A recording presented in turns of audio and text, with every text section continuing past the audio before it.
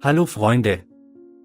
Unter der sengenden texanischen Sonne verlangsamte sich der Verkehr auf dem Highway 83 auf ein Minimum. Aber die Verzögerung wurde nicht durch einen Unfall oder eine Konstruktion verursacht, sondern durch etwas viel Kleineres und Überraschenderes. Ein winziger Luchs, verzweifelt und entschlossen, stand mitten auf der Straße und weigerte sich, sich zu bewegen. Die Autos hielten an, die Fahrer starrten sie an, und Offizierin Sarah Winters, eine erfahrene Streifenpolizistin, kam an und stellte fest, dass dieser Ort gleichzeitig verwirrend und alarmierend war. Sarah sah ihren Anteil an seltsamen Anrufen, aber es war anders. Der Luchs verlor sich nicht nur oder wurde verletzt, er schien zu versuchen, zu kommunizieren. Seine goldenen Augen blieben auf ihr stehen, und als sie sich sanft näherte, bemerkte sie den Glanz des Metalls an seinem Bein. Ein Trekking-Gerät. Ihr Herz schlug wütend. Es war nicht nur ein wildes Tier, es wurde beschriftet und brauchte eindeutig Hilfe. Der Luchs warf sich an den Straßenrand und hielt dann an und schaute sich Sarah an, als ob er sie aufforderte, ihr zu folgen.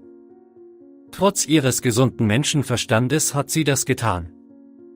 Die Kreatur führte sie in die Büsche, ihre Bewegungen waren gemächlich.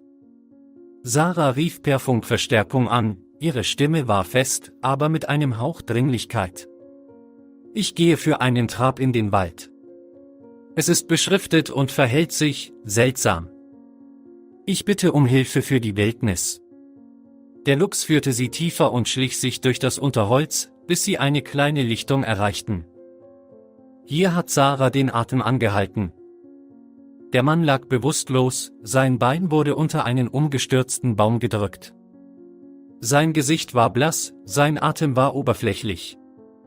Der Luchs kreiste um ihn herum und gab ein niedriges, trauriges Geräusch aus. Sarah eilte zu dem Mann und überprüfte den Puls. Er war am Leben, hatte aber kaum Zeit. Als sie den Krankenwagen rief, bemerkte sie in der Nähe den Rucksack des Mannes. Im Inneren war ein Notizbuch voller Zeichnungen von Luchsen, Notizen über ihr Verhalten und ihren Namen, Dr. Robert Whiteley, ein Wildtierbiologe. Der Luchs, Nova, wie sie später erfuhr, war Teil seines Reha-Programms. Nova wurde von Menschen aufgezogen, nachdem sie verwaist war, und Robert bereitete sie auf die Freilassung in die Wildnis vor.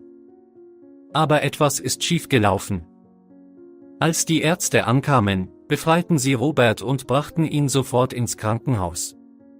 Nova beobachtete aus der Ferne, ohne die Augen auf den Mann zu richten, der ihr das Leben rettete. Sarah blieb bei ihr und beruhigte sich leise. Du hast es gut gemacht, Mädchen, flüsterte sie. Du hast ihn gerettet.